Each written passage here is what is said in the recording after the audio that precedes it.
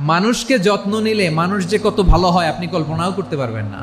মানুষকে নার্চারিং করলে, মানুষকে পলিশ করলে, মানুষকে গ্রুমিং করলে, মানুষকে সঠিক তারবিয়া দিলে মানুষ অনন্য হয়ে ওঠে। প্রতিটি মানুষ অনন্য।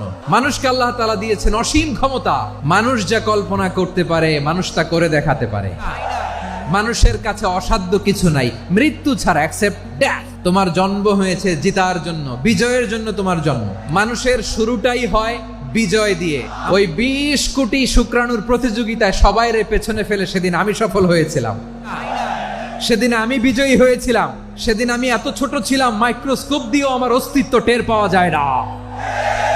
ওই কম্পিটিশনে যখন আমারে কেউ হারাতে পারে নাই, আল্লাহর জমিনেও আমারে কেউ হারাতে পারে না। হারার জন্য তোমার জন্মই হয় নাই, তুমি আসছোই জিতার জন্য। একটা কথা জীবনের সাথে সেট করে নিতে হবে, আমি জিতি নয় শিখি, আমি কখনো হারি না। মা বাবা যারা এসেছেন আপনার ছেলে মেয়ের যত্ন নেন, আপনার ছেলের মধ্যে যে কি পটেনশিয়াল আপনি জানেন না। আমার যে মা বোনেরা আছেন, ছেলে মেয়েদেরকে কখনো ছোট করে কথা বলবেন না। ও যে কোথায় যাবে আপনি জানেন না। আপনি মা হয়ে তাকে সাহস দিবেন, তার কল্পনার জগৎটাকে সাজাতে তাকে উৎসাহিত করবেন, ঠিক কিনা বলেন? নৈতিকতা, মোরালিটি, ভ্যালিউজ দিয়ে নিজেকে সাজাও, ইসলাম দিয়ে নিজেকে সাজাও। কারণ আগামীর বাংলাদেশ ইসলামের বাংলাদেশ। তাহলে মানুষের চেয়ে সেরা কেউ হতে পারে? মানুষের চেয়ে অনন্য কেউ হতে পারে?